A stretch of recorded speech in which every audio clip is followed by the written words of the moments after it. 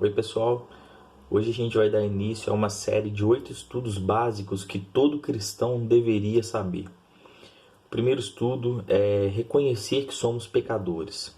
A nossa base está em Romanos capítulo 3, os versículos 9, 10, 11, 12 e 23. Vou ler aqui. Romanos 3, 9. Que concluiremos então? Estamos em posição de vantagem? Não. Já demonstramos que tanto judeus quanto gentios estão debaixo do pecado, como está escrito. Não há nenhum justo, nenhum sequer. Não há ninguém que entenda, ninguém que busque a Deus. Todos se desviaram e se tornaram juntamente inúteis. Não há ninguém que faça o bem. Não há nenhum sequer. E agora o verso 23. Pois todos pecaram e estão de fora da glória de Deus. Todas as pessoas já nascem em pecado e nivelados por baixo. Desde criança tendemos ao pecado e por isso não há nenhum justo, nenhum sequer que entenda ou que faça o bem, ninguém que busque a Deus por iniciativa própria. Não há comunhão entre trevas e luz. Então, as melhores e as maiores obras de justiça que o homem tenta fazer, elas são vistas por Deus como trapos de imundície. E que tipo de pecador, então, nós somos? Que tipo de pecadores a gente pode ser incluído nessa faixa onde que todos estão fora da glória de Deus? Eu cito como exemplo, é lógico que tem mais textos, mas o apóstolo Paulo, em 1 Timóteo 1,15, ele fala que nós somos o pior dos pecadores. Na verdade, ele está falando dele mesmo. Se Paulo, que fez o que fez, se chama de o pior dos pecadores, imaginemos nós, né? Em Romanos 7,24, ele fala que nós somos miseráveis. Miseráveis homens que somos, né? Quem que nos livrará desse corpo de morte? Nós precisamos, então, ter a consciência do que nós nos tornamos após a entrada do pecado no mundo. E vem então uma pergunta: desde quando então nós somos pecadores? Desde quando nós nos tornamos destituídos da glória de Deus?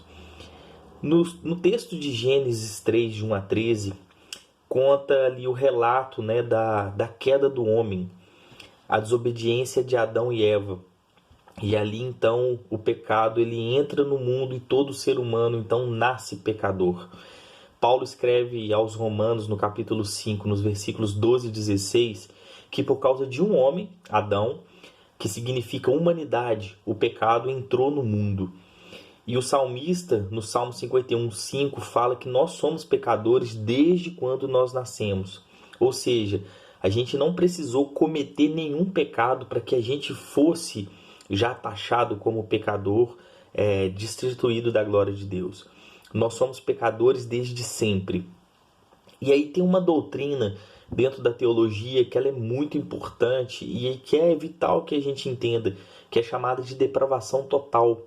E o que essa doutrina de depravação total diz? O homem não regenerado, ele é absolutamente escravo do pecado e é incapaz de andar na luz de Deus. Em virtude disso, ele é totalmente incapaz de exercer a sua própria vontade de se salvar. É o reconhecimento de que nós somos dignos de condenação eterna, de que nós somos merecedores inteiramente da ira de Deus, que nós não temos a iniciativa própria e nem tem como ter, a menos que alguém faça alguma coisa por nós, é o que vem depois.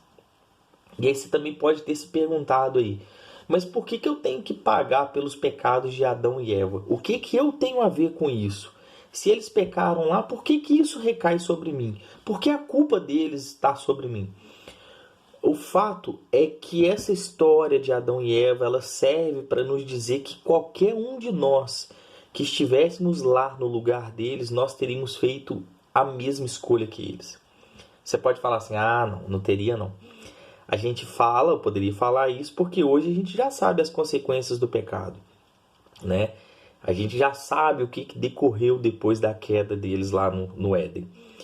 e de fato, pelo nome Adão significar humanidade, eu creio que qualquer um da humanidade que estivesse lá teria cometido o mesmo ato que eles, trazendo então o pecado ao mundo, para todos. E a reflexão desse texto de hoje é o seguinte: se nós somos totalmente incapazes de nos salvar, alguém teria que fazer isso por nós. E aí que segue no próximo estudo. Deus abençoe.